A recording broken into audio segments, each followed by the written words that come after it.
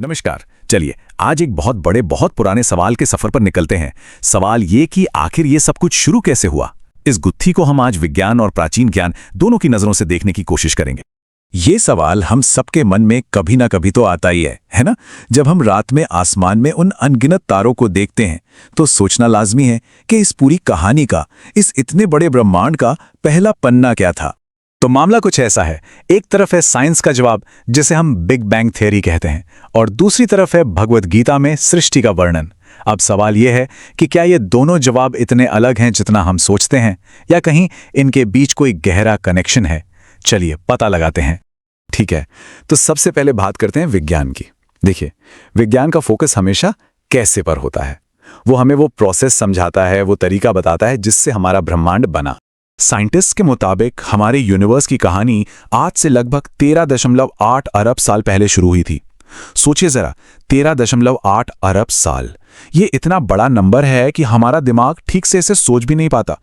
उस सबसे पहले पल में जब कुछ भी नहीं था, मतलब कोई तारा नहीं, कोई गैलेक्सी नहीं, तब हर चीज, सारी की सारी एनर्जी, सारा मैटर एक बहुत ही छोटे, हद से ज्यादा गर्म और घने पॉइंट में बंद था।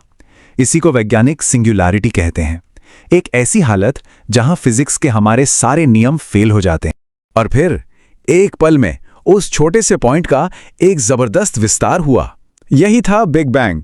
और जैसे जैसे यह ब्रह्मांड फैलता गया, ये ठंडा होता गया, और इसी ठंडेपन ने मौका दिया कि पदार्थ और ऊर्जा वो शक्ल ले सकें जिसे हम आज जानते हैं, यानी तारे, ग्रह और हाँ, हम सब।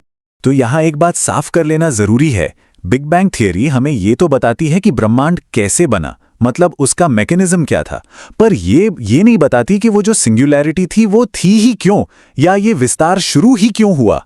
क्यों का जवाब साइंस के पास नहीं है। अब जरा नजर घुमाते हैं और चलते हैं प्राचीन ज्ञान की तरफ। भगवद गीता का नजरिया बिल्कुल अलग है। वो कैसे से ज्यादा क्यों पर ध्यान देती है। वो हमें एक स्पिरिचुअल ब्लूप्रिंट देती है जो वजह और मकसद की बात करता है। गीता के हिसाब से इस पूरी सृष्टि का सोर्स, इसका उद्गम एक दिव्य चेतना है, एक डिवाइन कॉन्शियसनेस। ये श्लोक कहता है कि जो कुछ भी है, चाहे वो मटेरियल हो या स्पिरिचुअल, वो सब उसी एक परम स्रोत से निकला है। मतलब यहां चेतना पदार्थ से पहले है। गीता में एक बड़ा दिलचस्प शब्द आता है, अव्यक्त। इसका मतलब है वो अवस्था जो अभी सामने नहीं आई है, जो छिपी हुई है। इसे एक ऐसे सोर्स की तरह समझ सकते हैं जहां से ब्रह्मांड बार बार पैदा होता है और फिर वापस उसी में समा जाता है। और यहीं पे बात बहुत मजेदार हो जाती है। गीता के अनुसार ये सृष्टि कोई एक बार की घटना नहीं है, ये एक अंतहीन साइकिल है, एक चक्र। मतलब ब्रह्मांड बनता है, रहता है और फिर प्रलय में विलीन हो जाता है और फिर से बनता है। तो देखिए, यहीं पर समय को देखने के दो बिल्कुल अलग तरीके सामने आते हैं। साइंस समय को एक सीधी लाइन की तरह देखता है जिसकी एक शुरुआत है, यानी बिग बैंग, और शायद एक अंत भी होगा। वहीं गीता कहती है कि समय गोल है, एक चक्र की तरह जो हमेशा चलता रहता है।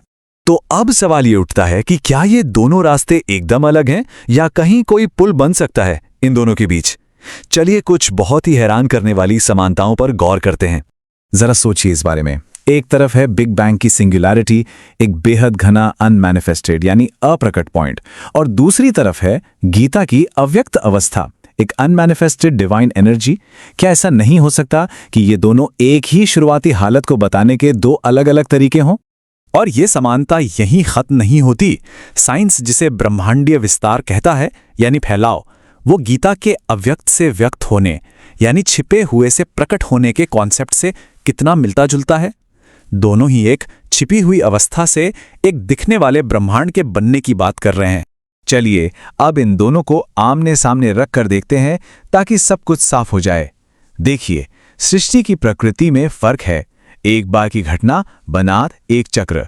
उत्पत्ति के सोर्स में भी समानता और अंतर दोनों हैं, लेकिन सबसे बड़ा फर्क आता है कारण और चेतना पर। साइंस के लिए कारण अज्ञात है, वहीं गीता के लिए परम चेतना है। तो निचोड़ क्या है? निचोड़ ये है कि बिग बैंग हमें वो मशीनरी समझाता है, वो तंत्र बताता है जिससे ये ब्रह्मांड बना, और गीता हमें एक संभावित कारण और एक नियंत्रक का आइडिया देती है जो समझाता है कि ये सब क्यों हो रहा है और किसके इशारे पर हो रहा है। तो फिर क्या करें? क्या इन्हें एक दूसरे का दुश्मन माने, या फिर इन्हें एक साथ देखने की कोशिश करें? शायद जवाब इन्हें जोड़ने में ही है, ताकि हमें एक बड़ी और पूरी तस्वीर मिल सके। शायद ये दोनों एक दूसरे को काटते ही नहीं है। हो सकता है ये समझ के दो अलग अलग लेवल पर काम करते हों।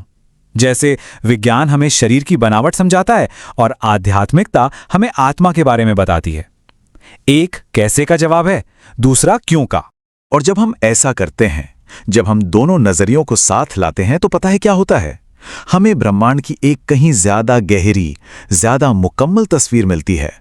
एक ऐसी तस्वीर जिसमें सिर्फ पदार्थ, ऊर्जा और समय नहीं है, बल्कि चेतना भी उसका एक अहम हिस्सा है। तो इस सफर के अंत में मैं एक सवाल छोड़कर जा रहा हूं। अगर विज्ञान ब्रह्मांड का कैसे है और आध्यात्मिकता उसका क्यों, तो जब हम इन दोनों को एक साथ पूरे ध्यान से सुनते हैं, तो ये ब्रह्मांड हमें अपनी कौन सी अनकही कहानी सुनाता है? इसी सवाल पे सोचिएगा। धन्यवाद।